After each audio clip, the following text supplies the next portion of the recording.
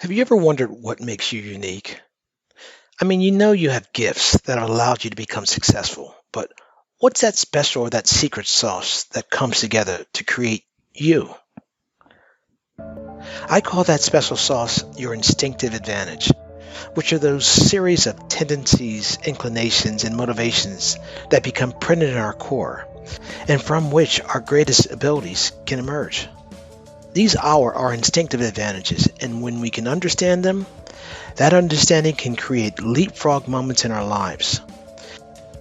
Think Different Nation is about helping you to identify what you are instinctively inclined to do. But this journey has a long past. In fact, it's longer than you can ever imagine. But only when you truly understand the whole picture, I believe, can you truly understand and start to tie your own pieces together to identify your instinctive advantages. Just how long of a past? Well, let's just start back 13.7 billion years ago when it all began, and where before that point nothing existed. It was at the time when all potential was born, and where change began and became the one consequential action in the universe. That change is constant. You see, change is the only thing that is constant, and when you look across time, you understand its scale and importance. If you were to start this journey, let's say in New York City, and head to the southernmost point of the United States, Key West, Florida, then that trip's roughly 1,400 miles long.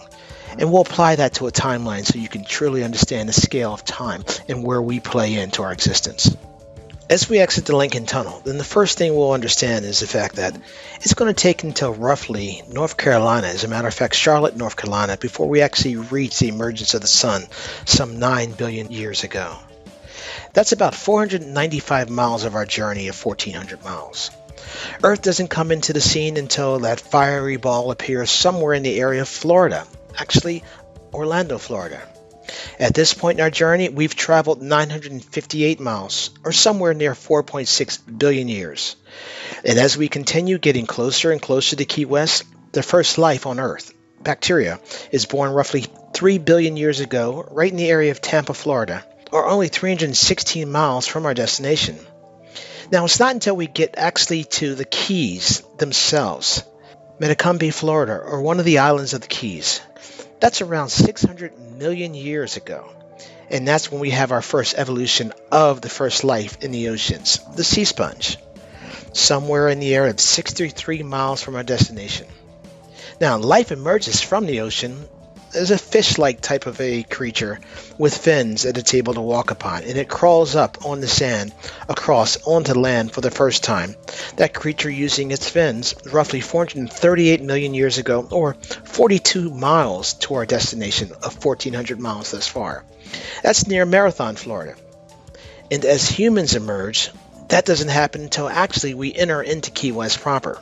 The emergence of humans occurred roughly 5.8 million years ago and included 9 or more species of humans, with Homo sapiens being the remaining human, the sole survivor. Since Key West is only roughly 4 miles square, then we're going to actually transition this over into elevator floors. If we were to start in Key West and walk across the 4-mile island to the southernmost point, then Homo sapiens would emerge roughly 200,000 years ago. When we put it into relationship to our entire journey from North Carolina and Key West, Homo sapiens' journey would just be under the distance of climbing 42 stories or a 42-story building. Now put it in relationship to the World Trade Center, which was 92 stories, and this short span of time becomes more clear. Glaciers, 2 miles high above New York City, Toronto, Chicago, existed with billions and billions of gallons of water just 21,000 years ago, or only 4 floors of the elevator distance from New York to the southernmost port of Florida. The legendary state of Atlantis, captured by Plato in his writings back in 500 BC, that existed roughly 10,000 years ago and some 2 stories high. In the birth of Christ, as well as the first emperor and the creator of the Terracotta Army, that's about a half of a story in height. So when we look at time in scale, we can understand the fact that our past in what we call history is just a small glimpse of the entire journey of the universe. This magnificent journey of time and its impact on our abilities cannot truly be understood until, though, we're willing to accept one key idea and the central idea of all of our existence. Again, the only thing that is constant is change. That was written by Greek philosopher Herodotus, roughly 500 years before the birth of Christ. In fact, Charles Darwin, the famous English naturalist, geologist, and biologist of the 1800s, and best known for the contributor of the evolutionary theory, stated it more clearly. It's not the strongest or the most intelligent who survive, but rather those who can best manage change. But what does all of this mean to me, to I, the individual? As every species before us adapted, evolved over time to become the next phase of life on this planet, these species adapted to its surroundings, or failed and lost all potential, which is extinction. That which adapted with subtle changes to assist in surviving their conditions passed on those adaptations to subsequent species, which passed on to the next series of species. Many wonder, how is this possible at all? But again, time changes everything. As a matter of fact, the amount of time that it would have taken an area at the bottom of the ocean between India and Eurasia, those plates to come together to create the highest peak in the world, Mount Everest, that would have only taken roughly 50 million years, or rather just 5 miles from the southernmost point of Key West, Florida. And scientists know this because you can find skeletal remains of ancient fish at the highest points of Everest. So to consider 5 million years of existence of humans and the changes that we went through, perhaps it provides some perspective when you look at things in relationship to someone you've already known. Let's say your grandmother. Now, because we don't have the average life expectancy, then I'm going to use 50 years as an average comparison. And if you look at the average life expectancy to the number of years since the earliest humans emerged, roughly 200,000 years ago, then it's fair to say that you are the recipient of genes and DNA from over 80,000 grandmothers who have come and gone before you. DNA suggests that skin color changed as these first Europeans' bodies changed to take on more sun in these colder regions. And this change occurred even as recently as roughly 12,000 years ago, or 240 grandmothers ago. Now, why is this important? Because change continues, time moves, and as we evolved into our present form, inheriting all the hardwired physical traits, the eyes, the ears, the nose, etc., then we've also retained many of our instinctive traits that have made our journey successful to date.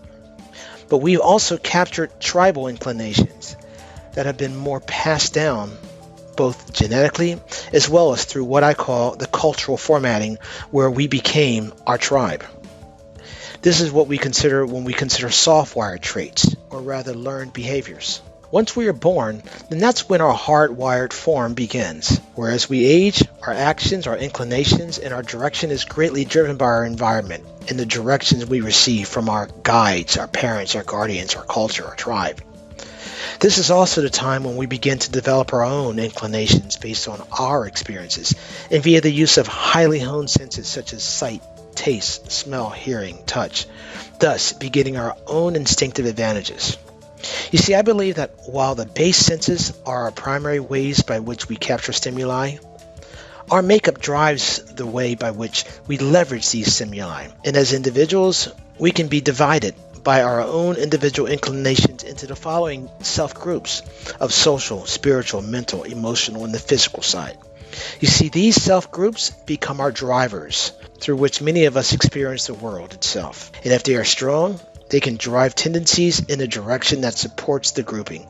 For example, professional athletes are naturally physical by the nature of their profession.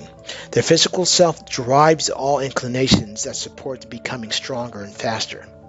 Political figures must have a minimum of social self in order to be able to connect with their constituents and move them in the desired directions through charisma and attention. You see, these self-groupings form our base self, where our basic senses drive the actions of all.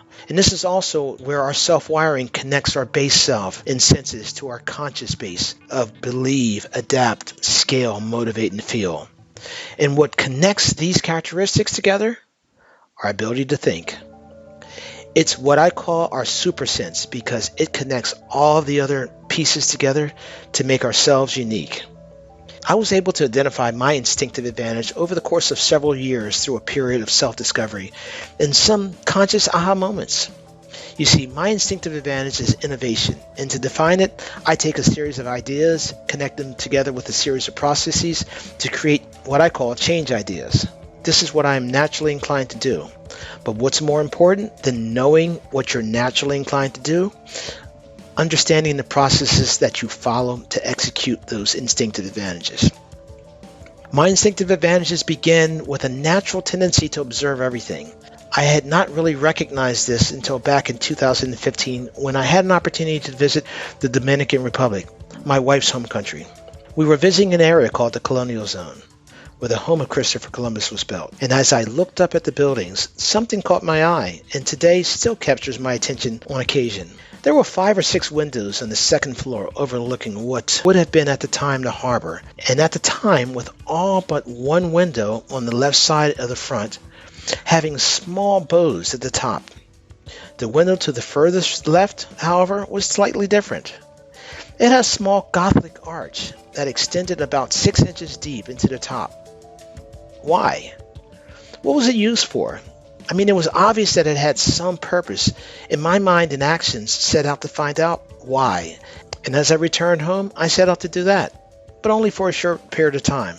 In fact, I was never able to really find out why those Gothic arches exist, but I know there's a reason. But to be truthful, it really doesn't even matter why. The point is that while I was looking up at the structure, it was pointed out to me by someone I was with who said, "Wow, you're very observant."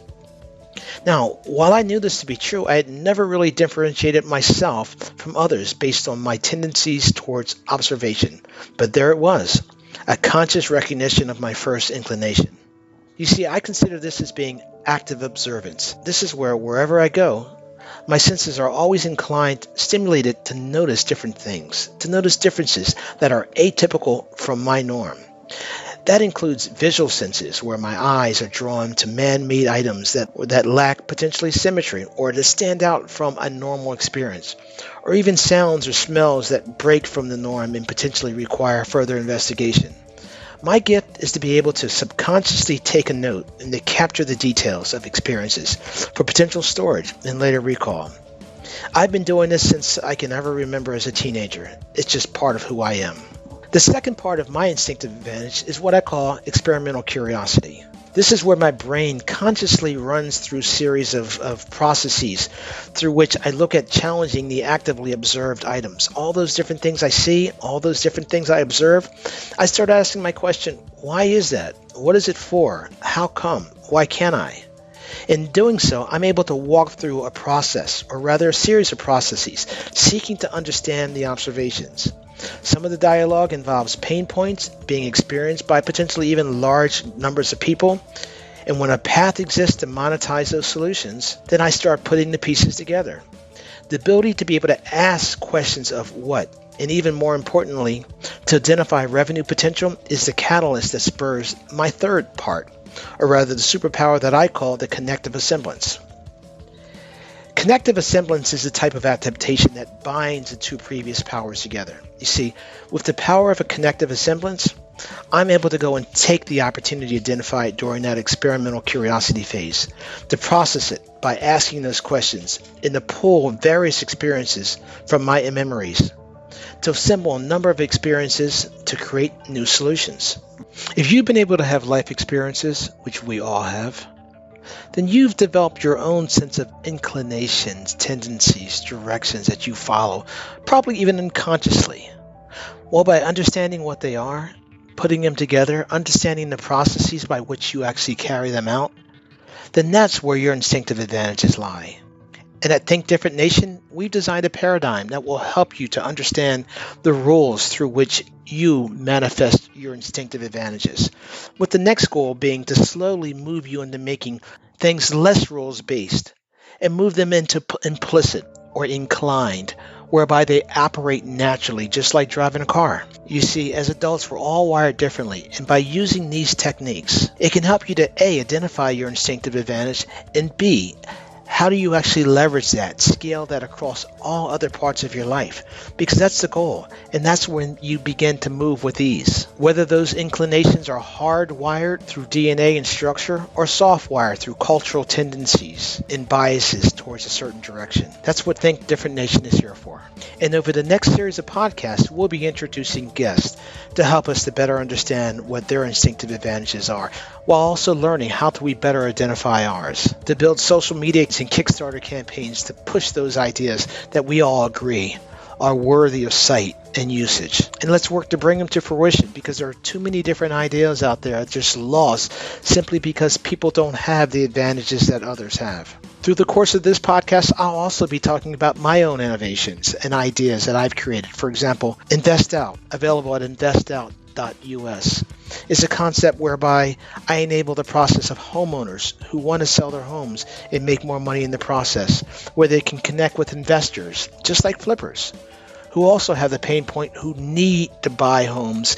They don't have enough money to be able to buy the number of homes they need because it takes a lot of money to scale, and the supply of good homes is limited. So by connecting these two people together, you've created a partnership that removes the banks, the wholesalers from the process, who remove profit where profit should be going, to the homeowners and the investors. And that idea came through my experience of a divorce, where I was forced to sell my home.